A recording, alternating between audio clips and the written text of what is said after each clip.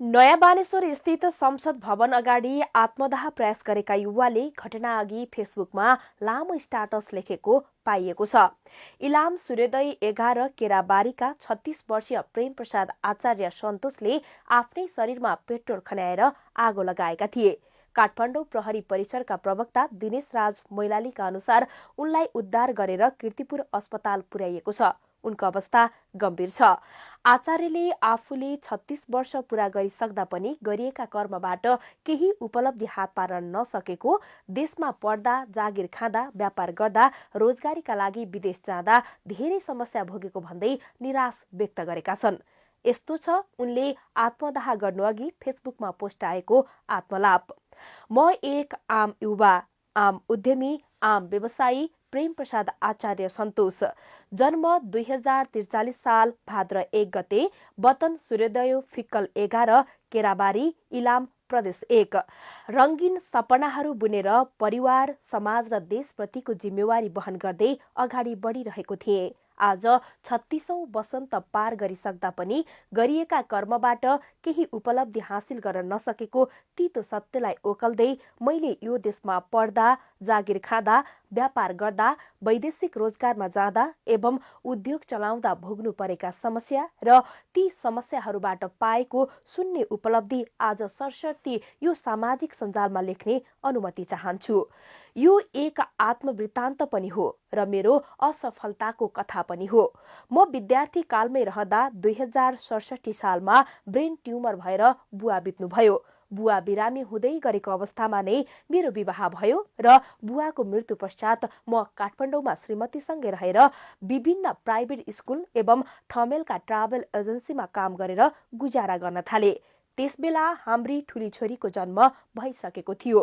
पैतृक सम्पत्तिबाट पाएको इलाम फिक्कल बजारको घरलाई बेचेर काठमाडौँमा नै घर बनाउने प्रयत्न गरियो र त्यही अनुसार भयो।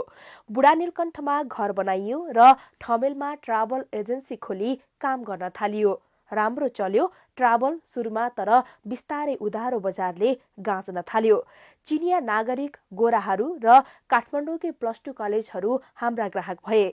चिनिया पर्यटकहरूले कहिले कबुल गरेको पैसा नदिने, ट्रेकिङ लाँदा बीच बाटोमा पुगेपछि यहाँ यति उकालो छ भनेको थिइनस्, यहाँ चिनिया खाना पाइँदैन भनेको थिइनस् आदि इत्यादि भन्दै न्यू खोज्ने अनि पूरा पैसा कहिले नदिने। चिनिया पर्यटक छोडेर +2 का विद्यार्थीलाई आफ्नै जन्म जिल्ला इलाम लान थालियो। दार्जिलिङ र सिक्किम समेत गरेर इलाममा टुरिज्मको अवधारणा ल्याउने म र मेरा साथी युवराज गौतम हुन् भन्दा फरक नपर्ला। तर काठमाडौँका +2 कलेज कहिले पूरा पैसा नदिने। 4-5 लाखको व्यापार टुर प्याकेज लानुपर्ने हुँदा 3 लाख जति एडभान्स दिने। त्यत्रो एडभान्स पाएपछि व्यापार नगर्ने कुरै भएन। तत्पश्चात बाटोदेखि नै न्यू खोज्न थाल्ने।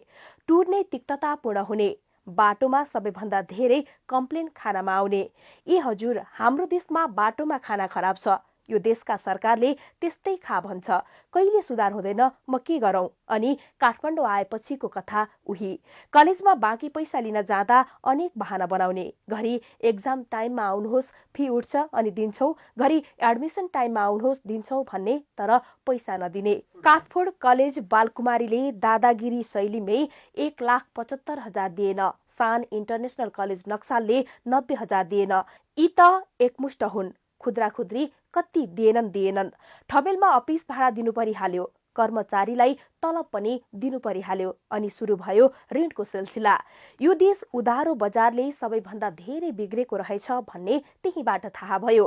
बजारमा जताततै लुटेरा मात्र रहेछन्। ट्राभल चलाउने क्रममा 1-2 जना गोराहरूलाई पोखरा, घान्द्रुक, काठमाडौँ भ्याली, नगरकोट आदि गन्तव्यमा लानुपर्ने हुँदा भाडाका गाडी लानुपर्ने, महँगो पर्ने भएकाले आफ्नै गाडी किनौ भन्ने लागेर सुजुकी इर्टिगा गाडी लिने जमर्को गरियो। एनआइसी एसिया बैंकले फाइनान्स गरिदिने भयो।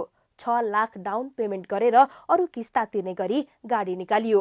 डाउन पेमेन्ट मध्ये 4 लाख जम्मा गरियो। 2 लाख सोरुमले भनेको समयमा दिन सकिएन। 2 महिना समय मागे, दिएन अनि गाडी फिर्ता लग्यो। सुजुकी सोरुम थापाथलीले मेरो 4 लाख खायो, फिर्ता दिएन। यहाँ नहुनेलाई र केही गर्न खोज्नेलाई नै लुट्दा रहेछन्। हुँदा हुँदा ट्राभल्सबाट यति घाटा हुन थाल्यो कि थाम्नै सकिएन। गोरा आउनै छाडे, चिनिया पर्यटक पैसे नदिने, +2 कलेजहरू पनि पैसे नदिने, भारतीय पर्यटकहरू खर्च नै नगर्ने, फाइदै नहुने, ट्राभल बेचेर विदेश जाने जमर्को गरियो। त्यस बेलासम्म काठमाडौँको घर जग्गा सम्पत्ति सबै सकियो र उल्टो ऋण लाग्यो। विदेश जाने भनी जमर्को गर्दा झण्डै 1 वर्ष लाग्यो र त्यो समय पनि ऋणमै परिवार चलाइयो। जसो तसो बाहिर गइयो कतार। अफिस असिस्टेन्टमा अन्तर्वार्ता पास गरेर गएको। आफ्नै दक्षताले 6 महिनामै सेल्स एन्ड मार्केटिङ म्यानेजर भयो। 5000 कतारी रियाल तलब थियो। खाने बस्ने, गाडी, इन्टरनेट सबै कम्पनीले दिने, के चाहियो अरू। 2014 देखि 2017 सम्म कतार बसी सबै ऋण तिरी थोरै पैसा बचाएर देश फर्किए। श्रीमती र आफन्तको सल्लाह र आफ्नै इच्छा बमोजिम जन्मथलो इलाम घर गएर Suryodaya agro industries and farm house private limited Ilam agro mart नामक उद्योग खोलियो। सूर्योदय 11 केराबारी इलाममा गल्ती यही गरिएछ। मैले सोचे पैसालाई जग्गामा फ्रिज गर्ने होइन, चलायमान बनाउने, उद्योग खोल्ने, पैसा कमाउने र सबैको उदाहरण बन्ने। बचेको पैसाले जग्गा किनेको भए यतिखेर 5 डबल हुने थियो। मैले कतार बस्दा इजरायल, अस्ट्रेलिया, नर्वे आदि देशबाट आएको ताजा फलफूल, तरकारी, मासु एवं विविध धेरै खाए, देखे। हाम्रो देशमा पनि यस्तै गरी सुरक्षित प्याकेजिङ गरेर मौलिक खानेकुराहरू बजारमा बेच्न सकिएला भन्ने आँट आएर त्यही गर्न थालियो। इलाम घिउ, इलाम गुन्द्रुक, इलाम अकबरे, अचार, तामाको अचार आदि प्रोडक्ट्स बनाई बेच्न थालियो। सुरुमा गाडी भाडामा लिएर झापाको बिर्तामोड, दमक, इटहरी, धरान, विराटनगरसम्म साना ठुला किराना पसलदेखि गोर्खा डिपार्टमेन्ट, बराहा डिपार्टमेन्ट, किनमेल डिपार्टमेन्ट, 87 डिपार्टमेन्ट, एनएमसी सहकारी पसल जस्ता ठूला मार्ट सबैलाई सामान बेचियो। यति हत्तु भयो कि पैसा कहिल्यै समयमा पाइएन बजारबाट। सबैलाई उधारोमा सामान बेच्नु पर्ने र पनि हामफाली हालियो। फुत्कन सकिएन, नाफा त के, झन ऋण बढ्न थाल्यो उधारो बजारले। कच्चा पदार्थ, factory, operation cost, tax, labour, staff salary आदि सबै नगदमा किन्नुपर्ने, खर्च गर्नुपर्ने, तर बजारलाई उधारोमा सामान दिनुपर्ने, त्यो पनि 12 बखडा लगाएर।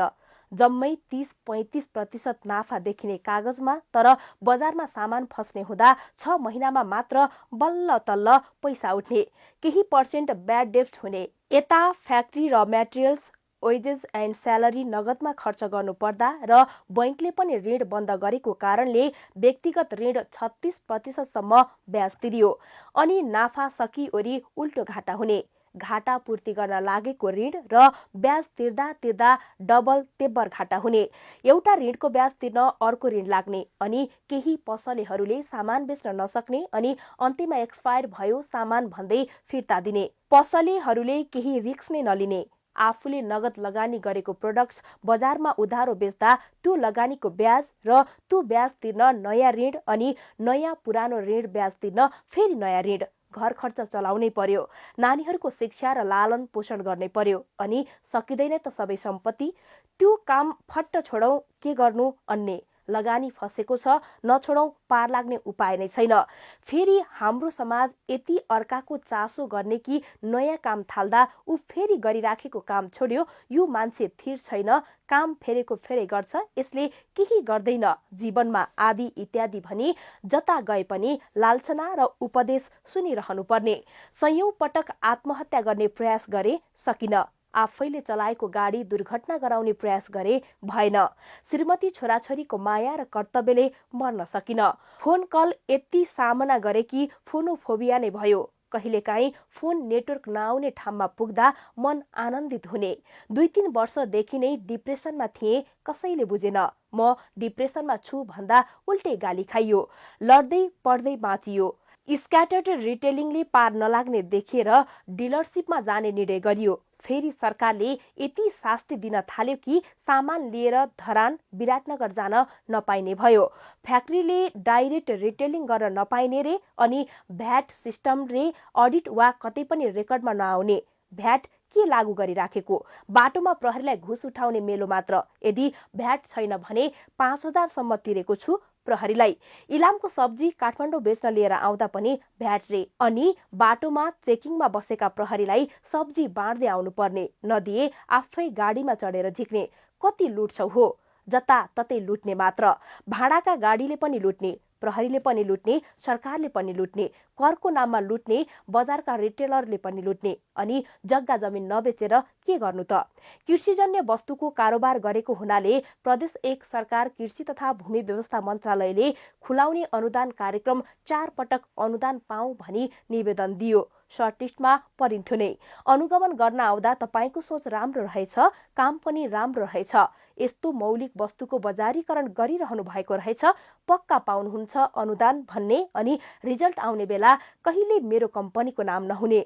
म इलाम सूर्योदय नगरपालिका 11 वासी, मेरो फ्याक्ट्री पनि त्यही। मेरा ओडाका तत्कालीन ओडा अध्यक्ष टेक बहादुर राईज्यूको साङपाङ डेरीले 3 लाख र 10 लाख गरी 2 वर्ष लगातार अनुदान खाए र तेस्रो वर्ष उनकै साम्पाङ बङ्गुर फार्मले 25 लाख अनुदान खायो। मेरै आँखा अगाडि इलामकै मैनालीजीको साङ्ग्रिला टी स्टेटले इन्फ्रास्ट्रक्चर डेभलपमेन्ट, अर्गानिक प्रमाणीकरण र गाडी गरी एकै वर्ष एकै उद्योग एकै सरकारबाट 20-25 लाख अनुदान खायो। हामी चिल्लै। अनि बल्ल थाहा भयो अनुदान लिनलाई कि जनप्रतिनिधि कि पार्टीको झोले कि त अनुदान दिने निकायमा कर्मचारीलाई घुस दिनुपर्ने रहेछ। सच्चा कर्मनिष्ठ भएर नहुने रहेछ। डिलर र ठुला मार्टमा सामान दिनुपर्दा वार्षिक कारोबार 50 लाख नाग्ने, अनि उनीहरूले पनि भ्याट बिल्ने खोज्ने भएकाले भ्याटमा जानुपर्ने बाध्यता भयो र गइयो। अनि सुरु भयो अर्को दशा। फेरि हाम्रो देशको कर प्रणाली साह्रै अप्ठ्यारो। व्यापार घाटामा छ, घाटा देखाउ बैंकले लोन नदिने, नाफा देखाउँदा प्राली कम्पनीले वार्षिक नाफाको 25% कर तिर्नुपर्ने, खर्च देखाउन आफूले श्रीमतीले तलब खाएको देखाउँदा 1% टिडिएस तिर्नुपर्ने, फेरि वार्षिक 4,50,000 नागेमा करको दर बढ्ने, महिनै पछि 10 लाख कारोबार भएमा 13% भ्याट अर्थात् 1,30,000 महिनाकै सरकारलाई बुझाउनु पर्ने, त्यो विलम्ब भएमा 25% ब्याज तिर्नुपर्ने, वर्षमा एकपटक कम्पनी रजिस्ट्रारमा, घरेलुमा, नगरपालिकामा कम्पनी रिन्यू शुल्क बुझाउनु पर्ने, तेह्रो कर, अनि वार्षिक अडिट शुल्क आदि। कसरी थाम्छ एउटा गाउँमा रहेको कम्पनीले यी सबै शुल्क र भार? रसियामा उद्योग व्यापार गरी अर्बपति भएका डाक्टर उपेन्द्र महतो एवं डाक्टर समता प्रसादले नेपालमा चलाउनु भएको नेपाल ग्रामोद्योग भन्ने कम्पनीलाई प्रकृति ब्रान्डमा घिउ बनाएर दिए। सुरुमा राम्रो पेमेन्ट गरे, एडभान्स पनि दिए। हुँदै गएपछि पैसा नदिने, मेरो सिको गरेर आफै घिउ बनाउने अनि बिगार्ने, अनि तपाईको घिउ एक्सपायर भयो भन्दै फिर्ता लैजा भन्ने। बेच्नै सक्दैनौ भने 9 महिनासम्म तिम्रो गोदाममा राख। एउटा निम्न स्तरको उद्यमीलाई लुट्न किन कम्पनी खोलेको नेपाल आएर? नेपाल ग्रामोद्योगलाई म चुनौती दिन्छु, मेरो जति नै पैसा खाएको छौ तुरुन्त फिर्ता गर, अनि तिम्रो फेलियरले भएको गुड एक्सपायर र ड्यामेजको तिमी नै रिस्क ल्याऊ। अर्को चुनौती, मलाई सामान फिर्ता गर भन्दै डेबिट नोट काट्दै बस्छ तिम्रो एकाउन्ट डिपार्टमेन्ट, पुष्टि गर मैले सामान रिभ्यू गरेको। अर्को चुनौती, मलाई सामान फिर्ता गर भन्दै डेबिट नोट काट्दै बस्छ तिम्रो एकाउन्ट डिपार्टमेन्ट, पुष्टि गर मैले सामान रिसिभ गरेको। मेरो कम्पनीको छाप वा मेरो सही देखाऊ तिम्रो रिटर्न बिलमा। सामान तिमीहरूको गोदाममै एक्सपायर भयो भने वा बजारबाट फिर्ता आयो भने डेबिट नोट काटिहाल्ने, अनि मैले पाउने पैसाबाट त्यसको भ्यालु घटाउने। तिमीहरू सब लुटेर हौ। आफ्नो फ्याक्ट्री कहीँ पनि छैन। बजारमा प्रकृति ब्रान्डका जति पनि खाद्य वस्तु बेचिरहेका छौ ती सबै अर्कैले बनाइदिएका हुन्। म जस्तै साना साना कम्पनीबाट लुटेका हौ। मार्जिन पनि तिमीहरूले नै भनेको हुनुपर्ने, एमआरपी पनि तिमीहरूले नै तोक्नुपर्ने। यो कहाँको न्याय हो? भाटभटिनीका मीनबहादुर गुरुङजी, तपाईलाई 30% मार्जिन दिनुपर्ने, अनि साना ठुला उत्पादक सप्लायरले तिम्रो माट भरिदिनुपर्ने उधारोमा, अनि कन्ट्याक्टमा 1 महिना भित्रै पैसा दिन्छौ भन्ने 3 महिनामा पनि सामानको पैसा नदिने। मलाई यति झुलायो कि 3 महिनापछि नाम नमिलाइकन विराटनगर चेक पठायो। इलामदेखि विराटनगरसम्म एउटा चेक लिन गए तर नाम नमिलेको, अनि त्यो चेक सच्याउन काठमाडौँ बोलायो र 1 हप्ता पर्खाएर बल्ल चेक सच्यायो। म इलामदेखि विराटनगर काठमाडौँ कुद्दा कुद्दै तिमीलाई दिएको सामानबाट हुने नाफा घाटामा परिणत भयो। त्यही भएर भाटभटिनलाई सामान दिन छोडे मैले। तिमीहरू लुट्ने मात्र हौ, तिमीहरूलाई थाहा छ सामान उत्पादन गर्न कति दुःख छ। बिगमार्टको 32वटा शाखा थियो काठमाडौँमा मैले सामान बेच्दा। Payment terms as per sales राख्यौ, सामान दिन थालियो। महिनामा 5-7 लाखको सामान अर्डर गर्थ्यौ, पैसा दिने बेला 75,000 1.5 लाख मात्र दिन्थ्यौ। कुनै महिना बिलिङ भएन भने त्यो महिना पेमेन्ट नै दिन्थेनौ। यो कहाँको न्याय हो? मैले थाम्न नसकेर तिमीलाई सामान दिन छाडे। सबै ब्रान्च गएर सामान उठाऊ भन्यौ, सामान उठाए। आखिरमा मैले तिमीबाट पाउने पैसा भन्दा आधा कम मात्र सामान थियो तिम्रो ब्रान्चहरूमा। As per sales payment terms राखेर किन पैसा दिएनौ समयमा? सामान त बेचिसकेका रहेछौ। सबै ब्रान्चबाट सामान उठाएर फेरि फ्याक्ट्रीमा लाँदा तिमीसँग गरेको व्यापार पनि घाटामा गयो। किन लुट्यौ मलाई यसरी? सामान त गुणस्तरीय थियो, तिमी नै भन्थ्यौ। नेपाल सरकार, खाद्य विभाग सबैतिरबाट लाइसेन्स थियो मेरो प्रोडक्ट। पवन गोल्यान्डको गोल्यान्ड एग्रोले 110 कार्टुन घिउ अर्डर गरेर बनाउन लगाएर काठमाडौँ ल्याएपछि अर्डर क्यान्सल गरिदियो। अहिले हाम्रो मार्केट डिमान्ड छैन भनेर मार्केटको फिजिबिलिटी स्टडी नगरिकन किन सामान बनाउन लगायौ त? तिमीलाई लाज लाग्दैन? तिमीले मलाई अर्को पनि कुरा भन्यौ कि तिम्रो माथिल्लो कर्मचारीले अन्त्यमा सामान लिन मानेन रे। तिम्रो चेन अफ कमान्डमै त्रुटि थियो भने मलाई किन सामान बनाउन लगाएर काठमाडौँ मगायौ? मलाई कति घाटा भयो होला। इलामदेखि काठमाडौँ अनि फेरि काठमाडौँदेखि इलाम सामान ल्याउँदा र लैजाँदा। तिम्रो माटो ब्रान्ड पनि लुट्नेलाई खोलेका हौ। कति लुट्छौ लुट। साथी माटका सागर पोखरेलजी, तपाईले खुब प्रचार गर्नुभयो 2 वर्षभित्रै नेपालको सबैभन्दा ठूलो रिटेल चेन आउटलेट बनाए भनेर। मबाट सामान टन्नै उठाउनु भयो, तर 1 वर्षमा पनि बेच्न नसकेर फिर्ता दिनुभयो। किन मगाउनु भएको बेच्न नसकिने भए? मलाई पाप लाग्छ, ढिलै गरी भए पनि तपाईले चाहिँ सबै पैसा दिनुभयो। मैले फिर्ता सामान बराबरको रिटर्न गर्न सकेको छैन तपाईलाई। अनिल बस्नेतजीले चलाउनु भएको metrotterkari.com र नेप एक्सप्रेस UAE भन्ने कम्पनीले मबाट गुन्द्रुक र तामा लानुभयो। दुवै लगेर बेच्नुभयो। मैले कति नाकठाडो पारे। गुन्द्रुक र तामा दुवै निर्यात गर्न थाले भनेर। गुगल, फेसबुक सबैतिर हल्ला गरे। दुबई बस्ने साथीहरूलाई पनि भने। तपाईबाट किनेर पनि लगे। आत्मसन्तुष्टि मिल्यो। तर थाहा छ तपाईहरूलाई, मैले दिएको सामानको पैसा अझैसम्म मैले पाएको छैन। सबै आत्मसन्तुष्टि र खुसी के रहेर? तपाईहरू पनि लुट्नलाई नै व्यापार गर्नु भएको रहेछ। लुट्नुहोस्, कति लुट्नुहुन्छ। डाबर नेपाल प्राइभेट लिमिटेड, तपाईहरू पनि लुट्नलाई नै कम्पनी खोल्नु भएको रहेछ। तपाईको फ्याक्ट्री 12मा मैले घिउ सप्लाई गरे। तपाईका प्रोक्युरमेन्टका स्टाफले खुलेआम कमिसन मागे। शंकर पन्तले र इमिडिएट क्याश आफ्टर डेलिभरी भनेर ग्याल्पियो दिनुभयो र 3 महिनापछि अपुरो नगद भुक्तान गर्नुभयो। अझै मैले बाँकी पैसा पाएको छैन। त्यही कमिसन हत्याउनलाई राखेका होलाउ। राख, लुटी राख, कति सक्छौ। इलामका डेरी व्यवसायहरूलाई नियमन नगर्ने सरकार 2 महिनामा प्रति केजी 150 नौनीको दाम बढाउँछन्। हामीले कसरी थाम्ने? 2079 साल 30 अगाडिसम्म नौनीको दाम 600 देखि 625 थियो इलाममा, तर 2079 को दशैंसम्म आइपुग्दा 700 देखि 750 पुर्याए। अलिअलि नौनी बेच्छु भनेर एडभान्स लिएको ठाउँमा पनि पठाउन सकिएन, त्यतै बदनाम भयो। इलाम, पाँचथर, झापाका कुनै पनि डेरीमा पैसा दिन बाँकी छैन। तपाईहरूसँग किसान प्रत्यक्ष जोडिने हुनाले बरु आफू मरे तर तपाईहरूलाई बचाए। तर एउटा आग्रह छ, इलामका डेरी सञ्चालकहरूलाई कानुनी मापदण्ड पूरा गर्नुहोस्। तपाईहरू खानेकुरा बनाइराख्नु भएको छ। सुँगुर, कुखुरा, डेरी एकै ठाउँ नराख्नुहोस्। हाइजिन मेन्टेन गर्नुहोस्। खाद्य विभागबाट अनुज्ञा पत्र लिनुहोस्। स्वस्थकर घिउ, छुर्पी बनाउनुहोस्। खाद्य विभागसँग हार्दिक अपील गर्दछु, अनुगमन गरियोस्। इलामका डेरीहरू त्यहाँ खाद्य वस्तु उत्पादन गर्दा पालना गरिनुपर्ने न्यूनतम मापदण्ड पनि पालना गरिरहेको छैन। एउटा गाउँमा बसेर उद्योग चलाएर भाटभटिनी, Nepal Gram Udyog, Goldland agro, Dabur Nepal, big mart, Sathi mart जस्ता देशकै नाम चलेका औद्योगिक व्यापारिक घरानालाई तथा मार्टहरूलाई आफ्नो कस्टमर बनाई सामान बेचियो। प्रदेश 1 लगायत काठमाडौँका अन्य मार्ट र ठूला पसल प्रायलाई सामान बेचियो। बिर्तामोड, दुहबी, हेटौडा, चितौन, नवलपुर आदि ठाउँमा डाबर, पतञ्जलि, युनिलिभर आदि ठूला कम्पनीकै सामान बेच्ने डिलरहरूलाई आफ्नो पनि डिलर बनाइयो। त्यहाँ भन्दा कुन लेभलको मार्केटिङ गर्नु र पनि यो देशमा पैसा कमाइएन, मर्ने गरी घाटा खाइयो। प्रमुख कारण उधारो बजार र ठूला रिटेलर्सहरूको हेपाहा प्रवृत्ति नै हो। मलाई लाग्छ मेरो जिन्दगीले नै मलाई अब नबाँच मर भनेको हो। भाग्य कर्मले बन्छ भन्थे होइन, भाग्यमा लेखेको छैन भने जति कर्म गरे पनि फल नमिल्ने रहेछ। परिवार, घर, समाज, आफन्त मलाई नै गाली बर्साउँछन्। हात तान्दिनुहोस् भन्दा खुट्टा तान्छन्। ओह्रालो लागेको मृगलाई बाछोले पनि खेद्छ भन्थे हो रहेछ। कोरोना समयमा इलामकै कन्याम इन नामक होटल पनि चलाए लिजमा लिएर। राम्रो चल्यो, केही कमाइयो पनि। तर त्यसका ओनर झापाकै टिका ओडारीजीले कमाएको देख्न सकेनन् र करार अवधि अगाडि नै होटल नै बिक्री भयो भन्ने बहाना बनाएर छोडाए।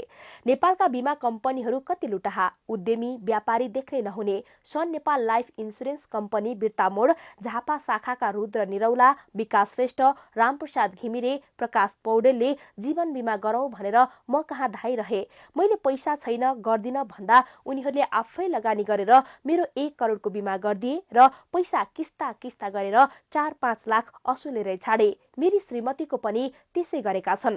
उनको पनि 1 लाख लिइसकेका छन् मबाट। खबरदार, सन नेपाल लाइफ इन्सुरेन्स, मेरो पैसा फिर्ता गर बिना शर्त। किन यति दुःख दिन्छौ एउटा आम नागरिकलाई? दिन रात जतिखेरै पैसा तिर्नुपर्ने ठाउँको फोन, मेसेज, धम्की कति सहनु?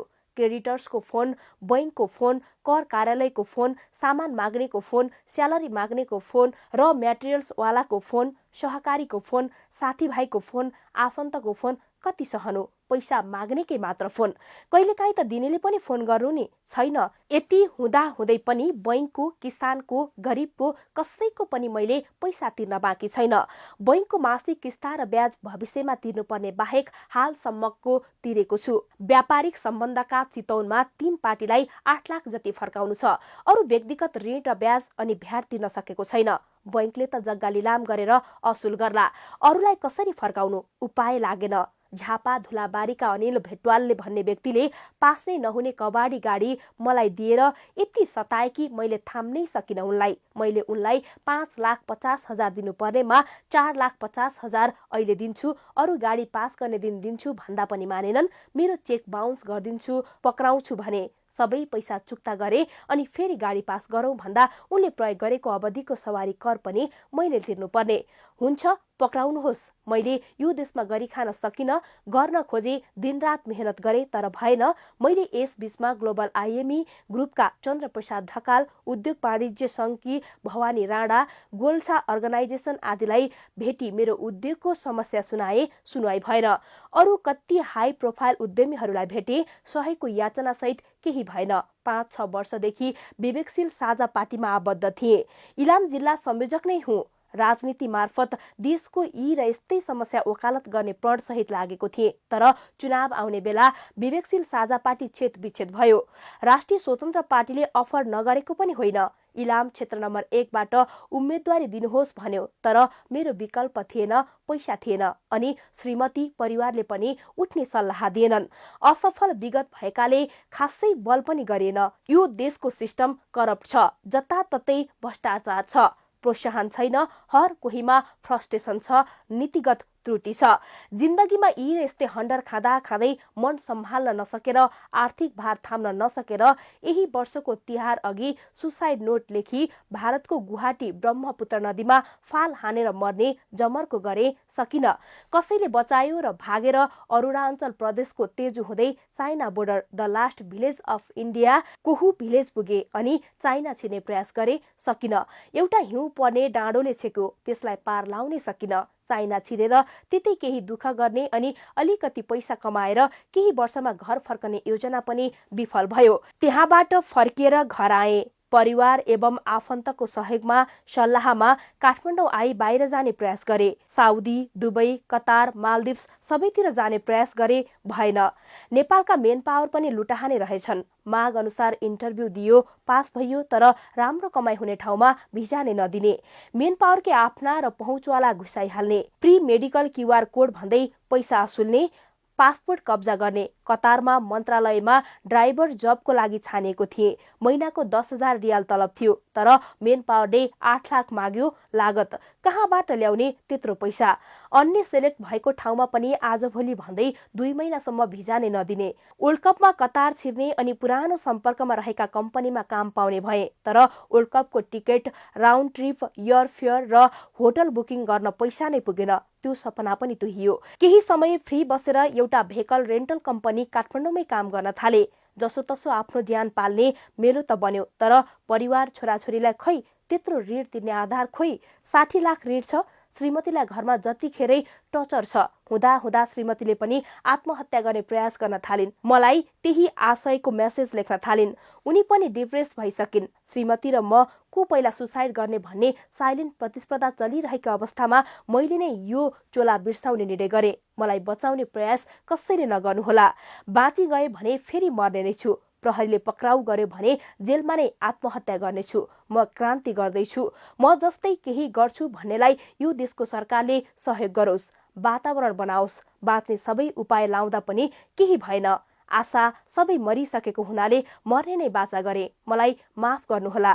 कोही मनकारी सहृदयी जनहरू हुनुहुन्छ भने मेरो ऋण तिर्न मेरी श्रीमतीलाई सहयोग गरिदिनुहोला। उनले पनि मेरै बाटो समाउन बेर छैन। हाम्रा 2 छोरीहरू टुहुरा हुनेछन्। मेरी नानुका, तिमीले सहयोग पाउनेछौ। विचलित नहुनु। मलाई माफ गरिदेऊ। मैले प्रगति गर्ने धेरै अस्त्र लाउँदा पनि सकिन। छोरीहरूको अभिभारा तिम्रो काँधमा छ। बुझ्ने भएपछि उनीहरूलाई सम्झाउनु। तिमीहरूको पापुले यो देशमा सफलता हासिल गर्न सक्नु भएन। जताततै हन्डर र ठक्कर खानुभयो। जताततै लुटिनु भयो। यो देश गरी खानेलाई होइन, लुटी खानेलाई मात्र सहज रहेछ। तिमीहरूले पनि त्यही अवस्था भोग्नु नपरोस् भनेर क्रान्तिमा होमिनु भयो। आफ्नो भोगाई र पीडा सरकारले सुन्ने गरी आफ्नो ज्यान आहुति दिनुभयो। यही भन्देऊ, म धेरै आशावादी, धेरै नै सकारात्मक सोच राख्ने र अति महत्वाकांक्षी व्यक्ति थिए। देखिएकै सपनाहरू पूरा गर्न तर्फ लागिन्छ। सपना नै नदेख्ने हो भने त्यो पाउने वा पूरा हुने सम्भावना नै हुँदैन।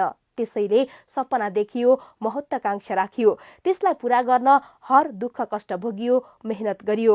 म सेल्स एन्ड मार्केटिङमा पोख्त थिएँ नै। Leadership skill, motivational skill, business skill आदि प्राप्त गर्न तालिम र अनुभव सबै थियो। English language, computer skill, modern business technique, legal formalities and environment of a business सबै ज्ञान हासिल गरिएको थियो र आफ्नो कार्य सम्पादन गर्न सवारी चालकको रूपमा पनि दक्ष थिए। मोटिभेसनल स्पिकर्स डाक्टर विवेक बिन्द्रा, शिव खेडा, विनोद चौधरी, रतन टाटा, अमिताभ बच्चन, ओशो, स्वामी विवेकानन्द, चाणक्य नीति, गीता, वेद आदि सबैलाई सुन्थे, अध्ययन गर्थे, केही आइडिया र प्रेरणा लिन्थे। र पनि यो देशमा सफल हुन सकेन। उदाहरणले उद्योगी व्यवसायी बन्न सकेन, पैसा कमाउन सकेन, सपना र महत्वाकांक्षा पूरा गर्न सकेन। धेरै युवाहरूलाई विदेश नजाऊ, देशमै केही गर भनी प्रोत्साहित गरे। गाउँ फर्कौं महाअभियान नै चलाए। तर अन्त्यमा किन यो देशमा काम गर्न छाडेर विदेश नै ताक्छन् युवाहरू भन्ने पाठ आफ्नै व्यावसायिक असफलताबाट सिके। यो देशको भ्रष्ट नीतिबाट सिके। दलालहरूले चलाएको देशको अर्थतन्त्रबाट सिके। मोनोपोली मार्केटबाट सिके। नेपोटिजम, फेभरेटिजम आदिबाट सिके। तर यहाँसम्म आइपुग्दा सबै सके। उठ्नै नसक्ने गरी लडे। मैले जसलाई यो देशमै केही गर विदेश नजाऊ भनेको छु, म त्यो आग्रह फिर्ता लिन चाहन्छु। मलाई माफ गर्नुहोला। यो देशमा केही गर्न नसकिने रहेछ। यो देश भ्रष्ट रहेछ। पाइला पाइलामा अन्याय र विभेद रहेछ। सपनाकै कुरा गर्दा पतञ्जलि नेपालका साहुजी युवराजजीले इलामकै पतञ्जलि घिउको फ्याक्ट्री खोल्ने तपाईँ घिउमा नै काम गरिरहनु भएको रहेछ। सँगै काम गरौं भनेर कति ठूलो सपना देखाउनु भयो। उत्साहित भए, सफलताको कल्पना गरे, तर अन्त्यमा त्यो सपना नै रह्यो। एउटा प्रगतिशील युवालाई झुटो आश्वासन नदिनुहोला। कृपया उसको इच्छा शक्ति स्खलित हुन्छ। स्विस एम्बेसीले सञ्चालन गरेको सहज नेपालले पटक पटक उसको अन्तर्क्रियामा बोलाएर सहयोगको आश्वासन देखायो, तर उही आश्वासन मात्र। आते जाते खर्च मात्र गराउनुभयो। उल्टै लुट्नुभयो। कतिवटा सङ्घ संस्था मेरो फ्याक्ट्री हेर्न आउनुभयो। तारिफ गरेर जानुभयो। समस्या सोध्नुभयो। सहयोगको आश्वासन दिनुभयो, तर फर्किएर कहिल्यै आउनु भएन।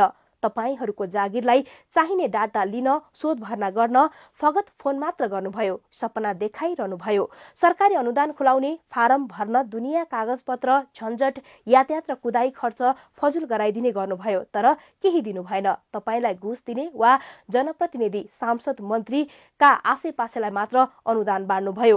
राजनीति मार्फत सदन सरकारमा गएर यी र यस्तै देश दुखेको ठाउँमा मलम लगाउँछु भन्ने सपना देखे। राजनीतिमा पनि लागे, तर रविन्द्र मिश्र, सूर्यराज आचार्य, मुमाराम खनाल, केशव दाहाल, मिलन पाण्डे, महेन्द्र थापा, भीमप्रसाद अधिकारी, निर्देश सिलवाल, समीक्षा बास्कोटा, प्रकाश चन्द्र परियारजी, तपाईहरूलाई मेरो आत्माले छोड्ने छैन। किन यो देशको एउटा महत्वाकांक्षी युवाको भावनासँग खेलबाड गर्नुभयो? तपाईहरू एकीकृत हुनै नसक्ने, पार्टी चलाउनै नसक्ने भए किन यो देशका म जस्ता सयौं युवालाई राजनीतिमा लगाउनुभयो? किन समय र पैसा बर्बाद गरिदिनु भयो? यो देशमा सपना बाँड्ने, आश्वासन बाँड्ने अनि त्यसैलाई आफ्नो गरी खाने साधन बनाउनेको जमात ठूलो रहेछ। मेरा परिवार, आफन्त, साथीभाइ, इष्टमित्र, गाउँले जनहरू, मलाई माफ गर्नुहोला। घर तथा पैतृक सम्पत्तिमा मेरो हक खोसिएको छ। अहिले समस्यामा छु, ऋणमा छु, दिलाइदिनुहोस् भन्दा हजुरहरूले सुन्नु भएन। कानुनी रूपमा म पैतृक सम्पत्तिको हकवाला रहिन, किनभने म 7 कक्षामा पढ्दाखेरि नाबालक अवस्थामै बुवाको धेरै जग्गा जमिन भएकाले हदबन्दी जोगाउन मलाई छुट्टै परिवार कायम गरेर अंश भरपाई गराई थोरै जग्गा अंश पास गरिदिनु भएको थियो। हाम्रो देशको कानून अनुसार 2 पटक पैतृक सम्पत्तिमा अंश पाइँदैन, हक लाग्दैन। मैले धेरैलाई, आफन्तलाई म समस्यामा छु, कानुनी रूपमा तल परेको छु, समाधान पनि छ, सहयोग गरिदिनुहोस्, म बाँच्न चाहन्छु भनी याचना गरे, सहयोग गर्नु भएन। कि मैले सामाजिक उत्तरदायित्व वहन गरेको थिएन? विवाह, कार्य, व्रतबन्ध, सञ्चेप, भजन, कीर्तन आदिमा शारीरिक आर्थिक उपस्थिति जनाएको थिएन? गाउँ विकासका कार्यक्रममा आर्थिक लागत साझेदारीमा योगदान गरेको थिएन? टोल विकासमा, सामाजिक छलफल र न्यायमा, कानुनी अडचन फुकाउनेमा, महिला हिंसा हुँदा न्याय दिलाउने कार्य आदिमा मेरो योगदान थिएन? समाज, तपाईँ भनिदिनुहोस् कि मैले नातिको रूपमा, छोराको रूपमा, श्रीमान र बाबुको रूपमा पारिवारिक र सामाजिक उत्तरदायित्व वहन गरेको थिएन? सबथोक गर्दा पनि म आफैले न्याय पाइन, म नै मरे। कहिले रक्सी खाएर लडेको देख्नुभयो मलाई, केही कुकृत्य गरे मैले। कि यो देशमा उद्योग व्यापार गर्न, केही उदाहरणीय काम गर्न खोज्नु, आफ्नै गाउँ फर्किएर सामाजिक दायित्व निर्वाह गर्न खोज्नु अपराध हो? अब कहिले यहाँहरूलाई याचना गर्ने छैन। म जाँदैछु, मलाई माफ गर्नुहोला। मेरो पैतृक सम्पत्ति अझै छ। दाजुको पनि टन्नै जग्गा जमिन घर छ, आमाको पनि छ, हजुरबुवाको पनि छ, दिदीको पनि छ। सबै पैतृक सम्पत्ति हो। म सकिए उद्योग व्यापार घाटामा गयो, केही बेचेर मेरो ऋण तिरिदिनुहोस्, सम्पत्ति भोलि पनि कमाइएला भनेर कति बिन्ती गरे, सुन्नु भएन। आमा, हजुरबुवा, दाजु, भाउजू, एकपटक सोच्नुहोस्। इराक, अफगानिस्तान, सिरिया, श्रीलङ्का आदिका नागरिकहरूलाई हेर्नुहोस्। धन सम्पत्ति, जग्गा जमिन भविष्य होइन, मानिसको जिन्दगी भविष्य हो। जिन्दगी रहे त्यो सम्पत्ति फेरि कमाउन सकिन्छ। जिन्दगी नै नरहे, केही राजनैतिक उथलपुथल, महामारी, प्राकृतिक विपद आदि आएमा चुट्कीको भरमा सबै सम्पत्ति मूल्यहीन हुनेछ।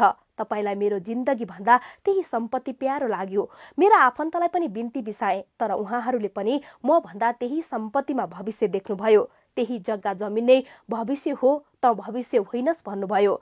दिदी र भान्जीलाई तिमीहरूको डिभोर्स पश्चात मैले कति सहयोग गरे, हेक्का होला। मैले बाँच्ने धेरै प्रयत्न गरे, परिवारसँग भिख मागे, कति अनुनय विनय गरे, कसैले सुनेनन्। मेरी श्रीमती नानुका, तिमी कति पनि विचलित नहुनु।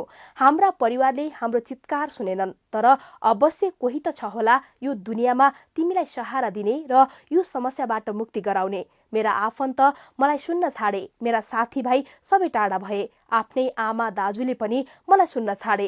मेरो पीडा बिर्साउने ठाउँ नै रहेन। अब मनभरि गरौँ भारी बोकेर कति दिन बाँच्ने, कहाँ बिसाउने त्यो भारी। त्यत्रो आर्थिक भार सल्टाउने केही उपाय छैन मेरो अगाडि।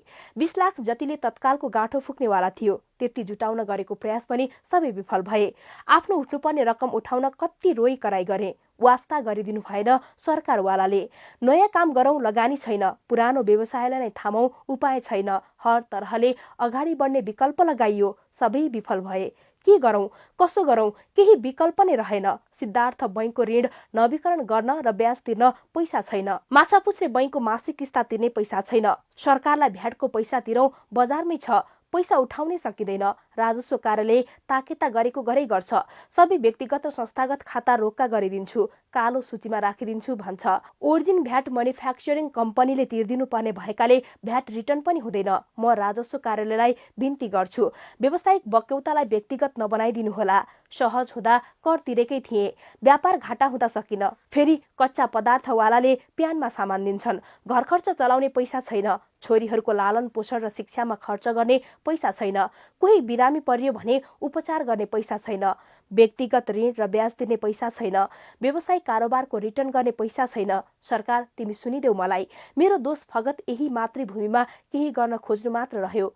जतिसँग कारोबार गरियो सबैले लुटे। जिन्दगीको अन्तिम समयसम्म लुटिए। गत हप्ता दाङबाट काठमाडौँको नाइट बसमा टिकट काटेर हिँडे। केही पर आएपछि थाहा भयो मैले लिएको सिट अरू 2 जनालाई पनि बेचेको रहेछ। महिलाहरू उभिने भए, मनले मानेन, छोडिदिए सिट। जताततै लुट्छौ हो सरकार, कसले सुन्ने मलाई? सरकार, तिमी सुनिदेऊ। बाँच्ने रहर हुँदाहुँदै बाँच्न सकिन। केही नयाँ गर्ने र उदाहरणीय बन्ने हुटहुटी हुँदाहुँदै बन्न सकिन। यो स्टेटमेन्ट लेखिसकेपछि पनि 2-4 जनासँग सेयर गरे। बाँच्न चाहे, सहेको आश्वासन पाए, तर फगत आश्वासन मात्र रह्यो। कसलाई सेयर गरे गर्वमै रहोस्। उहाँहरूले सार्वजनिक गर्नुभयो भने उहाँहरूकै कुरा। सबै उपाय लगाइसकेपछि पनि केही नभएपछि यो निर्णय लिएको हुँ। रोएँ धेरै एकान्तमा। आँसु रित्तिए, आँखा रित्तिए, सम्बन्ध रित्तिए। सबैभन्दा ठुलो पैसा रित्तियो, धन रित्तियो र सायद अब मलामी पनि रित्तिए। मेरो लास उठाउने पनि कोही हुँदैनन् होला, किनकि म कंगाल भएँ। धन सबै सकियो। छोरीहरूसँग रमाउने चाहना थियो, उनीहरूलाई असल नागरिक बनाउने चाहना थियो, श्रीमतीलाई सदा अंगालोमा राख्ने चाहना थियो। सबै चाहनामै सीमित भयो। कहाँ जानु, कसलाई भन्नु? अगाडि केही देखिन मर्नु सिवाय। मलाई माफ गर्नुहोला। मेरो सालो, भाइ मनोज, भतिजा, छोराहरू कृष्ण, किरण कपडाको व्यापार गर्छन् इटहरी र बिर्तामोडमा। उनीहरू पनि बारम्बार भन्ने गर्छन्, बजारमा पैसा फस्छ, 2-4 करोड रिटेल पसलमै बाँकी उठाउनु छ भन्छन्। तिमीहरूको पैसाले त्यो रिटेल पसल खोलिदिनु पर्ने। जो कोही उद्यमी व्यापारी त्यसै बस्छन्। मेरा साडू दाजु ठेकेदार हुनुहुन्छ। विद्युतीय सबस्टेसन निर्माण र लाइन विस्तारको ठेक्का लिनुहुन्छ। उहाँ पनि भन्ने गर्नुहुन्छ, ठेक्का त पाइन्छ, तर वर्षौं आफ्नो पैसाले निर्माण धान्नुपर्छ।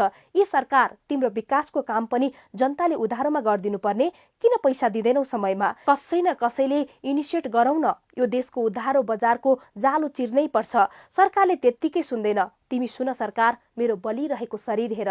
केही त महसुस गर सरकार। यी र यस्तै जनजीविकाका मुद्दा उठाऊ। जनताको जीवन सरल र सहज बनाऊ।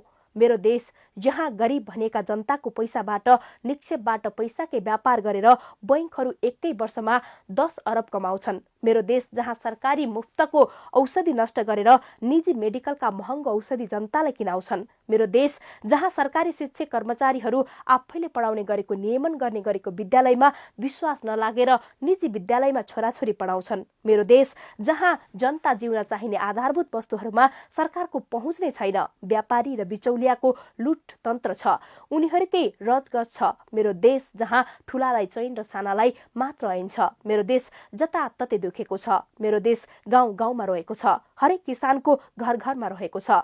महत्वाकांक्षी युवाको मनमा रहेको छ। गरिबको दिलमा रहेको छ। बिरामीको दिमागमा रहेको छ। मेरो देश पिल्सिएको छ। केही गर सरकार, केही गर। प्रचण्ड, तिमीले 17,000 मार्ने गरी जनयुद्ध गर्यौ। देशमा गणतन्त्र, संघीयता र धर्मनिरपेक्षता ल्यायौ। संविधान सभा मार्फत देशमा नयाँ संविधान जारी गर्यौ। तर म जस्ता केही गर्छु भन्ने युवालाई देशमा केही गर्नै नसक्ने बनायौ। तिमीलाई थाहा छ, यदि Europe, America, Canada, Australia, Japan जस्ता देशहरूले सजिलै नेपालीलाई भिजा दिने भए यो देशमा कोही रहने छैन। तिम्रो देश खाली हुनेछ अनि रित्तो देशको प्रधानमन्त्री बन्नु र ती 17,000 शहीदलाई शासन गरेर बस्नु। तिमीलाई थाहा छ सरकार, अहिले उद्योगी व्यवसायहरू बैंकबाट 8-9% लिएको ऋणको ब्याज बढेर 12-15% सम्म तिरिरहेका छन्। अनि अर्को कुरो, त्यही बढेको 12-15% बैंक ब्याज तिर्न 24-36% सम्म व्यक्तिगत ऋण लिएर तिरिरहेका छन्।